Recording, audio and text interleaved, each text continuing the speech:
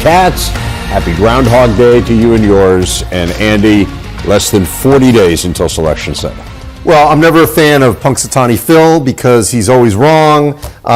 There's always going to be winter. Whether he sees a shadow or not, we know here in Chicago especially, it's going to be cold for another at least 6 weeks. Yeah, well, my experience is until May, but sometimes until June. But that's a whole nother story. Yes. Again, you have tuned into the sports, not the weather. Yes, so but a great movie nonetheless. Yes, it is. Let's take you to our big story, last night's results in the Big Ten. We had two routes. Number one, Purdue pounding Penn State, a record-setting night for Mason Gillis, 9 threes. It's the most ever for a Boilermaker at Mackey Arena. The late game featured Rutgers pounding Minnesota, 35-point win, the largest ever for the Scarlet Knights in a Big Ten game. So let's dive into these games. And we were talking a little bit last night, Rayfeld Davis and Bruce Weber and me, just about what to make of Purdue. And look, Mason Gillis was an amazing story, and we can get into that and kind of his willingness to sublimate his role, and I think that speaks to this entire Purdue team. But it really points out a bigger question, which is they really are in some ways impossible to defend because Zach Edey is so good, and then if you say, all right, well, we're going to try to take away Zach Edey and leave a few of these guys open, they have so many guys who can beat you from the outside. So it really just shows the challenge of going up against this Purdue team. So I'm a loyal watcher when I'm not sitting here or sitting over there. And I saw you have this conversation with Trey Demps as well. And I actually agree with Trey that I think you're still better to let everyone else beat you. And this was a case where Mason Gillis did. Now, how often is Mason Gillis going to go for 29 and 9 threes? Almost never. But this was a case where, clearly Zach Edey is unstoppable when you don't have a true post. I'm very intrigued to see what happens in the first of 2 meetings against Indiana this weekend. Because Trace Jackson Davis is one of the best defenders in the country, let alone the Big Ten. He's been able to hold his own against, I would say, more physical bigs. It's the athletic bigs, i.e. Arizona's, that gave him a lot of problems.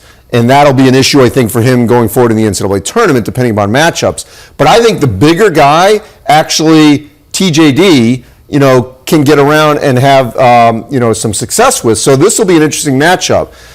They are not unbeatable. They are playing extremely well.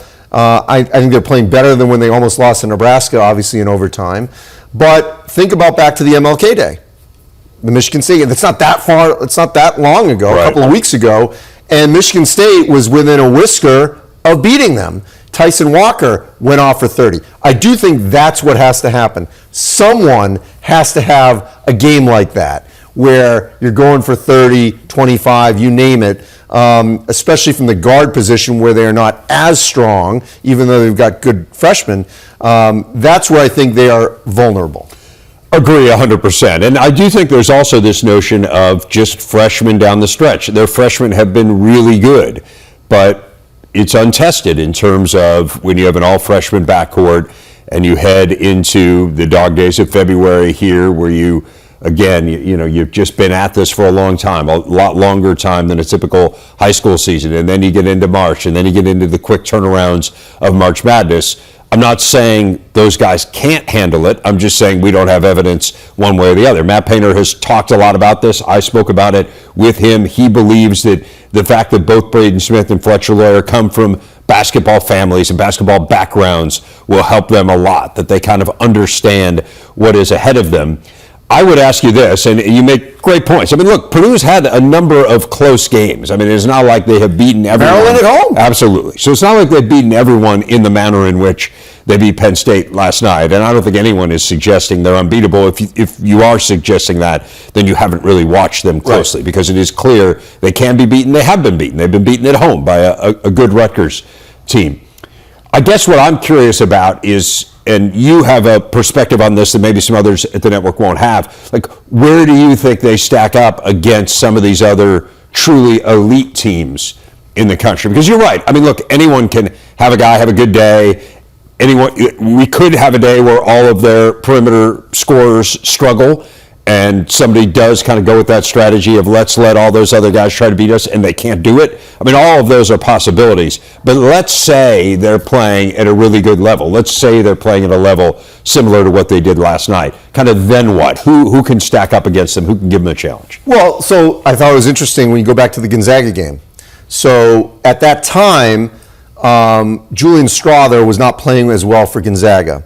And so Drew Timme was left to try to deal with Zach Edey, and he got like eaten up. He did. He had the great quote afterwards where he said, I don't know what you're supposed to do. You just kind of hope he misses. Yes. I'm paraphrasing. But I mean, for Drew Timme to say Yes. that, right? This is not some scrub here. So that was an example where you've got an elite big, Right. but he didn't have the help. And now they're a better team now than they were then. I would be interested to see what would happen in an NCAA tournament setting, and it may happen in the Final Four, against Alabama. Now they don't have, Noah Clowney's a freshman, they don't have as an elite big, but Brandon Miller would be a really tough matchup on the wing for Purdue. He is phenomenal. Yeah, I mean, he's a pro. He's just unbelievable. So, at that 3 position, that's where they are vulnerable. Now, could a Mason Gillis play a little bit bigger defensively? I think, Brandon Miller would kind of eat up Ethan Morton. I don't know, Ethan Morton's been defending really well, but I mean, look, Brandon Miller is, he is incredible, right? I mean, but that's an example where there's an elite player at a position where I think they're a little bit more vulnerable. Right, yeah. So, okay, Zach Edey gets his, but now Brandon Miller could go off for 30, 35 in a matchup like that. I also, to your point about the young guards, and look, I know Portland, it wasn't a packed house, but it was in a big-time environment. It was. And I thought they handled themselves great. Smith and Lawyer. But how do they deal with the magnitude of March Madness? On that stage when there are tens of millions of people watching. Right. How will they handle that? Now, I will say this, where a huge plus for Purdue, if they can maintain this, which I think they will, is they're going to have a huge advantage in the tournament for location. Columbus would be their first weekend, Big Ten area. You fully expect them as a 1 to get out of there. And then I was there in 2019. If they're back in Louisville, that was as great an environment as I have ever seen for a regional. And it was West Lafayette East, I guess, right? South, thank you. Yes. Geography I here. think Purdue fans... South, Louisville South. I think Purdue fans break into hives with yes, thoughts but I'm of the saying KFC Center. The atmosphere was unbelievable. No doubt. And if they're back in Louisville for a Sweet 16 Elite 8, I would heavily favor Purdue regardless of who they're against. And so that first hurdle, just get there. Just get to Houston because they've had multiple chances to do so in the last 5 to 6 years. And so I like their chances. So to answer your question, I think there are a few teams out there, like in Alabama, but they wouldn't play one of those teams until they get to Houston. Yeah, which would be a nice problem to have, I think, from the point of view of Purdue fans. One thing that really stands out to me, and Bruce and Raphael and I talked about this last night too, is they are so much better defensively than they were a year ago, and frankly, than that team that missed the Final Four by a whisker on that last second shot by Virginia that sent it into overtime. They're a better defensive team than that team, too. I mean, this is kind of the identity that Matt Painter really wants for his program. You walk into Mackey Arena and you've got the sign defense lives here. They've really been more of an offensive team, an offensive juggernaut here in recent years and been good, not great defensively. And last year, I'd say they were even bordering on slightly above average defensively. These guys have bought in, and that makes a huge difference. Here's another thing, too, and I think this is kind of the era that we're in college basketball. And look, I'm not in the head of Jaden Ivey or Travion Williams or even a Sasha Stefanovic or someone like that. But, last year, those guys, a lot of these guys were looking at, okay, what do I need to do? Improve my draft stock. I'm a lottery pick. I'm not a lot. I'm a first round, da-da-da-da. I see zero of that with this team. Yep. Zero. I mean, there's no guarantee Zach Edey's an NBA player. He'll play somewhere on the globe. There's no guarantee because of the current. It's fascinating. I was talking about this with Fred Hoiberg the other day. Because it's of the current NBA. Yes, he was born 20 years too late. Yeah. Because we are now. So there's no one on that roster right now where you'd say, okay, for sure you're thinking about where am I on the draft. And you know when you get in the NCAA tournament, there's a lot of that and people coming at you, agents, you see the mock drafts, da-da-da-da. I see none of those distractions for this team, which I think bodes well. I agree 100%. I do think that this team is incredibly well constructed in terms of the buy-in, in terms of the individual components and where they are in their career and where they are, at least from the point of view of where you and I are. As you say, you can't get in guys' heads. But the body language that they give off tells you that this team is really well connected and that everyone is comfortable in their role and not worried about what's next, but worried about what is now. And also with Zach Edey, Zach Edey's not shooting threes. You know what I mean? He's not, I got to prove that I can be a stretch five. No. He knows who he is. Yeah. And I'm going to just pound the ball inside. If I get it 2 feet from the basket, I'm either going to dunk it or, little soft hook or whatever. So you don't have to worry about him either. And by the way, this is all new for him. For the fact that he's a potential, and I think will be the National Player of the Year. This has all just sort of happened. So it wasn't like he was built for this, where he was destined for this. And I think he's incredibly grounded for a run to Houston. Seems to be. I want to run through a few of the other teams from last night. What did you make of Penn State, other than this is a team outside of when they were at Illinois, where they played really well on the road? This is a team that hasn't been a great road team. They haven't been, but also I think kind of like Iowa Rutgers, and I know you've talked about this, there are certain teams that are just a bad matchup. And for whatever reason, Rutgers can't defend Iowa, and maybe not a lot of other teams can. And I was at that game at the Palestra, and that second half, Purdue just steamrolled them, led by Zach Edey. And for, the matchups are just bad for Penn State against Purdue. End of story. And a lot of teams have that problem, yes, I would say. But especially Penn State, I feel like. Penn State's got to figure out a way to get a road win coming up on Sunday. They go to Nebraska, a game you can see here on the Big Ten Network. But again, that's a game where you don't go into the Purdue game thinking we've got to win this game. Right. If you do win it, it dramatically changes your outlook. Yes. But you got to win these other games, and that's one of them, that game against the Huskers. Then they head home to take on Wisconsin. Those are the games you got to get. What about Rutgers last night? They had not played well at Iowa. I was actually at that game. They got shredded. Gave up 93 points. Now, Iowa's going to do that to a lot of people. They followed it up 2 nights later by doing the exact same thing to Northwestern. Those are two teams that pride themselves on their defense, and Iowa made them look defenseless, frankly. But man, Rutgers in that second half was clicking, and I think the thing that has to be really encouraging for Rutgers fans is they were clicking on the offensive end. Yeah, look, Oscar Palmquist had not played since December 30th. He scores 13 in 16 minutes, 3 threes. Cam Spencer, who had been struggling, he goes 3 for 3 on the perimeter. So all these questions about Rutgers' offense were answered last night because these are two guys, well, one in Spencer that they've been counting on offensively.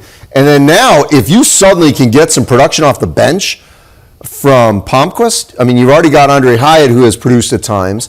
But if now you've got another scorer, then that's a huge plus down the stretch for them. The fact they scored 90 points, I don't care who it's against. Right. They've had their offensive struggles. Scoring 90 points against a depleted Minnesota team, that's what you need to do to sort of maintain where you are, to take it to the next step. And they had scored in the 80s against Iowa. Again, you lost the game, so I'm not sure you're taking a ton of pride. But that was playing Iowa's style. Absolutely. No, I guess, so this is the first time they've scored 80 points or more in consecutive Big Ten games. Again, right. You didn't win both of them, but you still have to feel good about that. And I agree with you. I think depth is really important. The freshman, Woolfolk, unfortunately, was not at the game. His grandmother passed away, and so that's what gave Palmquist the playing time coming off the bench, and again, he took advantage of it, and he's someone who Steve Peichel kind of believed in early on could be a real positive piece for them. So if you start to piece those guys together and come up with a more cohesive bench group, it can only mean good things. But I would also say, they need Cam Spencer to be on. He was 4 of his last 21 from 3. He hit 3 of 3 last night. They need those guys to get confident. And then Paul Mulcahy's been so good at finding open teammates now, 22 assists here in the last 2 games. To me, it's a little bit surprising sometimes that they're not better offensively than they are, because I do think they have some pretty good pieces. Well, and I think Saturday's going to be critical. So I'm going to that game at the Garden. A Michigan State team, they did not play well, if you remember, in the second half of that loss to Michigan State in East Lansing. They're going to get defended. Right. So how does their offense respond in this game? It's not going to be at Jersey Mike's. It should be a lean Rutgers crowd, but Michigan State usually draws well in New York City. So I don't fully expect this to be, it's not going to be a true road game for the Spartans, nor a true home game for Rutgers. So they won't be able to feed as much off the energy that they get at home. And I'll be interested to see how they shoot the basketball in an arena like MSG, because those are the kind of arenas that they're going to play in the Big Ten tournament at the United Center and in the NCAA tournament. So how does the offense flow on these neutral floors that they're going to need to produce come March? We'll get more into those weekend games coming up here in a bit. I do want to talk at least briefly about Minnesota. I just don't know what you do without Dawson Garcia. I mean, they're so depleted. They're at a deficit right now anyway. I mean, this is a year where you're trying to build, you're trying to get the freshmen going, and I think there's been some promise for Alpayne, certainly a Big Ten ready body, and it's pretty clear he's going to be able to be a solid player in this league. Ola Joseph has had some moments here early on this year. Carrington, unfortunately, is out for a month, but they really are high on him. But they were a team where it was going to be tenuous even if they were 100% healthy. Now, you take a McDonald's All-American out of the lineup, it's just a tough spot to be in. Yeah, look, I think for Fred Hoiberg and Ben Johnson, the month of February is going to be a challenge, because they are going into this gauntlet of games, home and road, and then in Chicago, with depleted rosters. And they were already going to be two teams in this league that were, sort of at the bottom, needing to climb up the mountain. And really, we're kind of fortunate that I think 12 of the 14 in this league are in contention in some form or fashion for the NCAA tournament. They're not all getting in, but there's only two that are not. We can unequivocally say right now, and that's Nebraska and Minnesota. Right. So the players know that, the fans know that, the coaches know that. So how do you keep this team together? How do you keep them motivated? How do you not basically dismiss the last month of the season and look toward next year, because you also don't want to have the whole roster leave in this current portal where everyone can play right away? So this is a challenging month for both head coaches and their staffs, because how do you handle that? Who do we want to stay? Who do we think is going to leave? And you really have to think through all this as you go through the final month of the season. Mike DeCourcy's latest bracket came out on Tuesday, so it did not include the games from Tuesday night or last night. It featured 8 Big Ten teams and is tied with the Big 12 for the most of any conference. Purdue is number 1 overall seed. Penn State, the first team out of the field, so sitting squarely on the bubble. Wisconsin in the next 4 out, so meaning one of the 8 best at-large teams that was not included in his bracket. Let's dive through a few of these bubble teams. I want to start with Iowa. Right now, they would be firmly in. In fact, I don't think there's a single bracket on the bracket matrix, which is 84, 88 brackets, something like that, that they are not in. That being said, they do have the Quad 4 loss to Eastern Illinois. They have a Quad 3 loss as well. But this, to me, feels like you watch them, they're an NCAA tourney team. Yeah, I don't think there's any debate. The Eastern Illinois game, I wouldn't equate it to the Lafayette loss. I had to get Lafayette in there because we said them so many times last year. The Leopards, I think the Leopards. Leopards, yeah. But that's Rutgers with the Lehigh Mountain. Yeah, that was the albatross on Rutgers' shoulder for a whole year. I feel like they erased that with the Indiana comeback win, down 21. Yeah. There's also something to be said for a game around Christmas. There just was so much going on. So I just did not put as much stock in that. Now, had it steamrolled, then yeah, okay. But it really seemed like it was much more of an anomaly. It was isolated. It was in its own silo. So pull that aside. They have clearly played well at home. I thought the road win at Rutgers was a major Have a sweep of Rutgers. Yes, but winning at Jersey Mike's, absolutely, the only Big Ten team to do so far. Yep. Obviously, they lost at home to Seton Hall, but that another was just they're in. There's no doubt in my mind this will be a tourney team. Just watching them, they're just really, really good. And they've had to deal with a lot of injuries. With Chris Murray, Connor McCaffrey. Obviously, Patrick McCaffrey took some time off, so they're in. Okay, so Northwestern is also on every single bracket in the bracket matrix right now. So they are, like, were the tournament picked today, they would be in.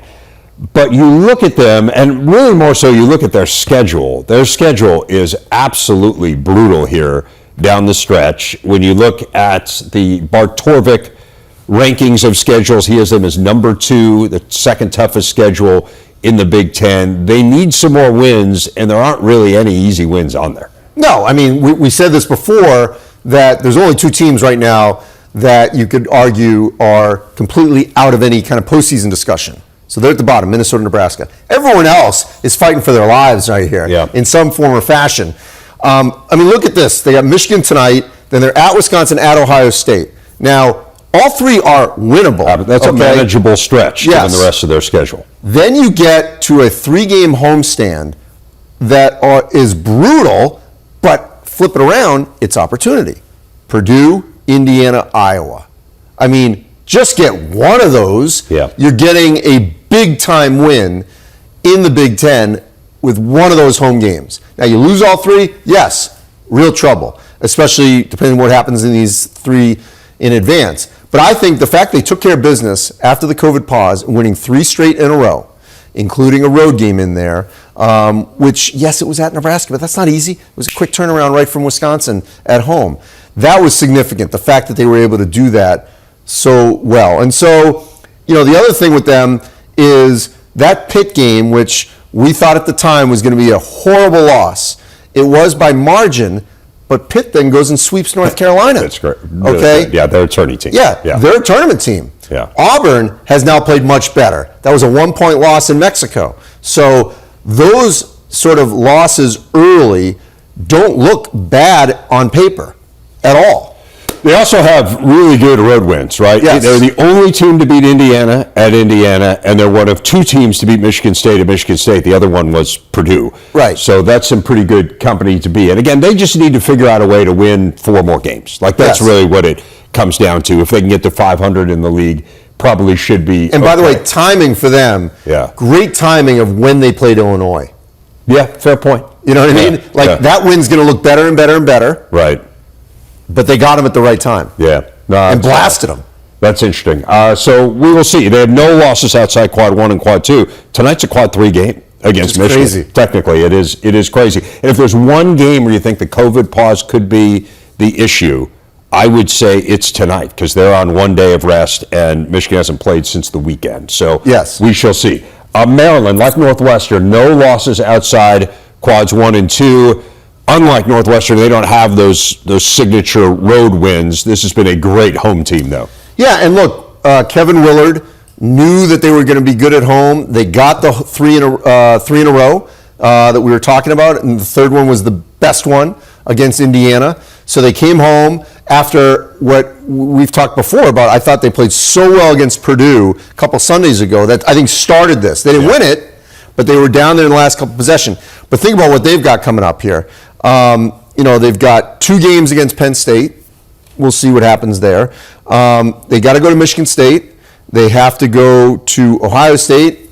Maybe they've checked out by then, so that could be good. But to me, circle it. February 16th, home Purdue.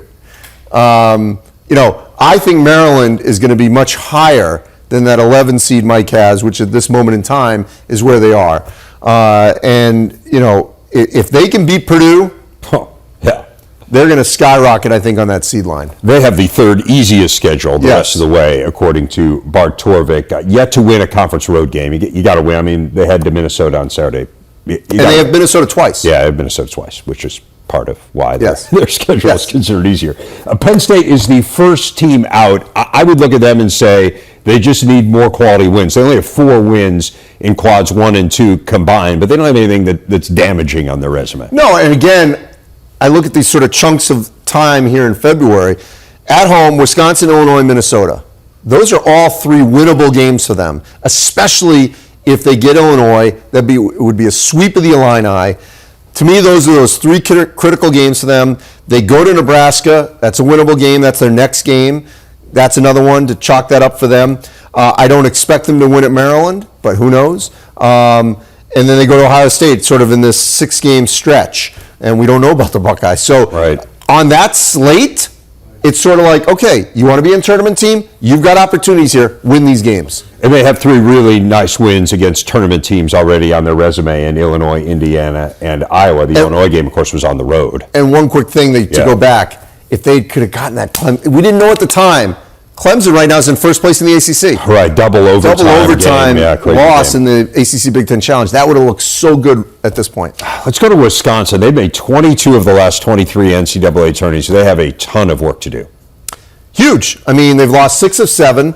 They've struggled mightily offensively. Yes, they've had injuries, but they are in crunch time. And there is a 3-game homestand, which, by the way, now they've been beatable at the Kohl Center.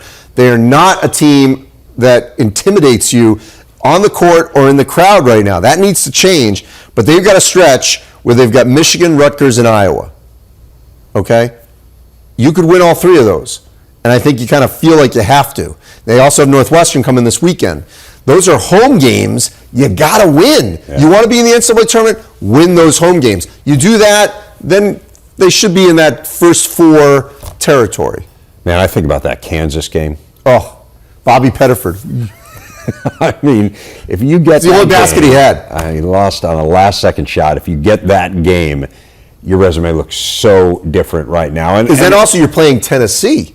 Right. You know, which would help you. Yeah. You may not win that game. It helps your net. Yeah. Their net is poor. I mean, they're competing. They ended up playing USC, right, which they won. Right. USC's okay, but if they'd played Tennessee. Yeah. 5 of their 8 losses have come with at least 1 starter out. I do think it is fair to point that out. I mean, yes, everyone's got injuries, but they've got work to do. They're only in 30 of the 88 brackets right now on the bracket matrix. Ohio State and Michigan, speaking of work to do, they both have a ton of work to do. Let's start with the Buckeyes. Well, they're not playing well. I mean, Bryce Sensabaugh has been the only player that has been consistent throughout the course of the season. It's unfortunate. I mean, they're one of those teams, I got out a lot in November and December. I saw them a couple games in a row. I thought that game against North Carolina at the Garden, was it 1 or 2 overtimes, I can't even remember now, was one of the best games I saw in person this whole season. And they looked really good.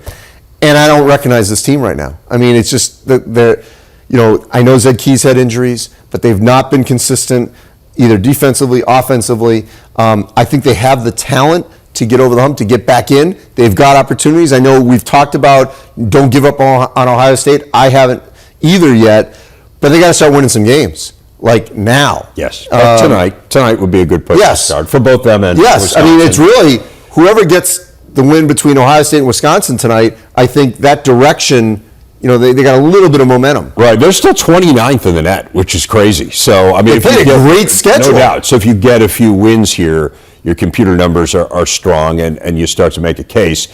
Michigan is not good in the net. They have yet to win a quad 1 game, but you talk about having opportunities. They got a chance starting tonight. I mean, this quad 1 game against Northwestern.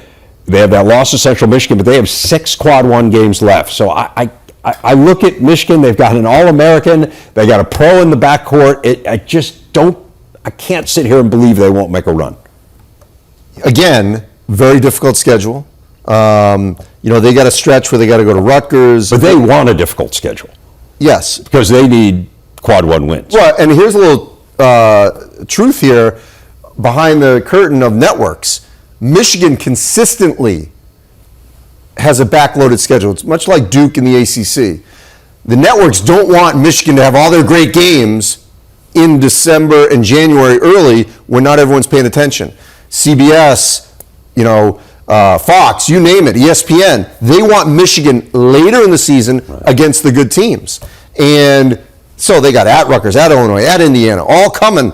And, of course, the second game against Michigan State. So a lot of that always happens with Michigan later in the season. So it's opportunities. Yep. We'll see. Opportunities starting tonight. We mentioned them briefly, but 2 games tonight in the conference. We've got Ohio State hosting Wisconsin, Michigan visiting Northwestern. That Wisconsin-Ohio State game over on FS1. Let's start our conversation with that one. These are 2 teams that have combined to lose 13 of their last 15 games, Andy. And we were talking about the bubble. They are both still in the conversation. As you mentioned, this is a really good place to start in terms of getting yourself back on track. I would love to know if anyone out there had these two teams in 11th and 12th place on Groundhog Day. Do you think anyone would have predicted that? I don't know. I mean, there's always someone, right? There's someone who has the bracket still intact after St. Peter's makes it to the Elite Eight. So you never know. But no, I mean, it was certainly a long shot to see both of these teams struggling the way they are. So we know there's been a lot of injuries with Wisconsin. Ohio State, obviously, Zed Key's had some issues. But the offensive challenges for the Badgers, it just has not gone away. They have not scored 70 points in 2023. Wow. They really have struggled offensively. Even that 63-60 game you saw them win against Penn State, that was, scratching and clawing. It was a slog. Just every bucket. And look, it's just, they're going to need to obviously find offense somewhere, whether that's Chucky being much more assertive. Tyler Wall being out for that stretch really hurt them. We've yet to see him just go off. Right. Is he capable of that? I don't know. Stephen Crowell, there was the game against Illinois. He had some looks, at the top of the key, which is his shot, and missed them. Right. Okay. I don't think they're that much different home and road. They are who they are. And Ohio State has been one of those programs, especially this year, where, again, it's not as intimidating a home court. So to me, this could really be an even game in terms of, Wisconsin going in there and thinking they have just as much a shot as they would if it was at the Kohl Center. I think for the Buckeyes, Justice Suing is a player that needs to get going here. 3 of the last 5 games, he's been in single digits. He's had his moments. They need someone else to help out Bryce Sensabaugh. And you would think maybe it could be Suing. He needs to get going. They just have such a hard time scoring inside. You think about in conference play, they are first in the Big Ten in 3-point percentage, and they are last in the Big Ten in 2-point percentage. They just don't have, and part of that is Zed Key's been banged up, but they just don't have an easy way to get baskets, and that is a hard way to exist. And to your point, Wisconsin doesn't have many easy ways to get baskets either. Well, Crowell likes to float out. If there's ever an opportunity, it could be this one. They are on pace to have their least efficient offense of the Ken Pom era, Wisconsin is. So we have seen them, at times they've been really good offensively. That is not the case this year. Michigan and Northwestern, we've talked about how important this game is for both of these teams. For Michigan, can you start to build a resume? This would be a great place for them to do it. They're on long rest. Northwestern is on short rest. For Northwestern, talk about how difficult the schedule is. This is one of those games that on paper, at least based on kind of the records and the quad 3 factor with Michigan, you should win, and you probably need to win. Yeah, and if they don't win, I think they will be thinking about, why didn't they? And this is one that they let slip by. Remember, when they played this game a couple Sundays ago, they were up at the half, 39-37. And Northwestern was playing well. And then it completely unraveled. The backcourt of Michigan scored 53 points overall. McDaniel, Bufkin, and Jet Howard.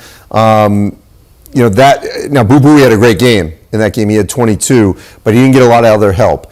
I think this is going to be an interesting matchup because they actually Matt Nicholson did a decent job on Hunter Dickinson. He only had 10 points. He did rebound the basketball well. He had 15. But Nicholson, I think, can body up Hunter Dickinson and frustrate him. So the question is, how does Northwestern's guards handle the athleticism of Michigan? We saw Jet Howard can go off, even though they lost. He can certainly play at a high level. We know that he could be a lot of, who knows. But that's the kind of player that Northwestern's going to really have to check. The interesting part of that game was that was when Northwestern had a couple players who were starting not to feel well. Yes, they went on the pause right after. COVID, yeah. Literally the next day. Yeah, and it was in that game that a couple guys were, so you never totally know. Obviously, they know who was under the weather. We don't know. The other thing with Northwestern, you're right, Michigan carved them up.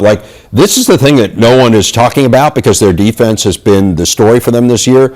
But in conference play, they are 10th in the Big Ten in defensive efficiency. They are 3rd in offensive efficiency. They have been a far better offensive team than defensive team in conference play. They really made their hay on the defensive end during non-conference play. Wrapping things up here on Big Ten today. What a weekend ahead. Look at Saturday's games. Michigan State Rutgers, Illinois, Iowa, both on Fox. Purdue, Indiana. Conference's 2 ranked teams meeting in the first of their 2 matchups in a 3-week span. 3 more games Sunday. You got Ohio State and Michigan. Northwestern heading to Madison. That game on Big Ten Network. So a lot of intrigue. Let's get into a couple of them. You and I are back here tomorrow, and so we'll get into a full dive into the weekend. But let's start with Purdue and Indiana. And you were touching on it earlier. I mean, these are the 2 ranked teams in the league, but it's also the matchup of individuals, of Trace Jackson-Davis and Zach Edey. And then it really is the best pure basketball rivalry in the Big Ten. Yeah, and I would say right now, sorry, Louisville and Kentucky. To me, it's Duke, Carolina, Purdue, Indiana. Like, to me, those are the 2 best college basketball rivalries right now. And it helps that both are playing at a high level, despite Indiana's loss. Overall, they've got arguably the 2 best players in the Big Ten. I would also make a strong argument that TJD has become a first-team All-American to join Zach Edey. I think we're going to see these 2 guys in March. Naismith Award, they're going to be together, paired along. And so I'm really looking forward to seeing how they match up against each other, because in years past, TJD had to deal with Travion Williams and Zach Edey, one coming at him different times. Race Thompson's going to have to be involved, obviously, quite a bit as well. Good that he's healthy. And I think the atmosphere is going to be off the charts at 4 o'clock. It'll be great. Look, this is going to be magnificent. And I'm glad both of these games are actually on Saturdays. February 25th is the second game at Mackey, because they should be big-time atmospheres. Absolutely agree. I think it's going to be fantastic. Remember, Purdue has dominated the series, won 10 of the last 11, but IU got them last year in Bloomington, the Rob Finney game, yes. The Lafayette native knocking off Purdue. It was a very memorable game, one of the better games of last season. Michigan State and Rutgers at MSG. This is the second game in 2.5 weeks. We're talking about this one a little bit earlier as well. Michigan State got Rutgers earlier this season in East Lansing. What are you watching here in this rematch? Well, first of all, I love when the Big Ten goes to the Garden. I'm going to be there on Saturday. I just love this venue. Obviously, the East Regional is going to be there. It would be unbelievable if Rutgers could get there. I know wishful thinking in the New York area, but you never know. So, look, I think it's going to be a little bit more of a neutral than home court, because Michigan State does draw well in New York. I'm going to be really interested to see, as can Rutgers continue its offensive explosion from what we saw against Minnesota in this game against Michigan State, which I think will defend them clearly better than the Gophers did. I am interested to see how well Rutgers is able to guard the perimeter. If you remember, in this first game, Michigan State was bombs away. They had 4 different players hit 3 3-pointers. Rutgers prides itself on its defense. It wasn't great in the first meeting. Yeah, and I think this will be a real test, certainly at the lead guard position for Rutgers, because Tyson Walker, A.J. Hogard, and Jaden Akins obviously are a difficult matchup. It should be a great weekend. Again, I would argue 4 fabulous games. Yes. All these games have some sort of NCAA tourney implications. So we will talk about all of those games coming up tomorrow. Katsy is back. We'll reflect on the games tonight in the Big Ten, and who knows what else we have in store. We will see you tomorrow on Big Ten Today.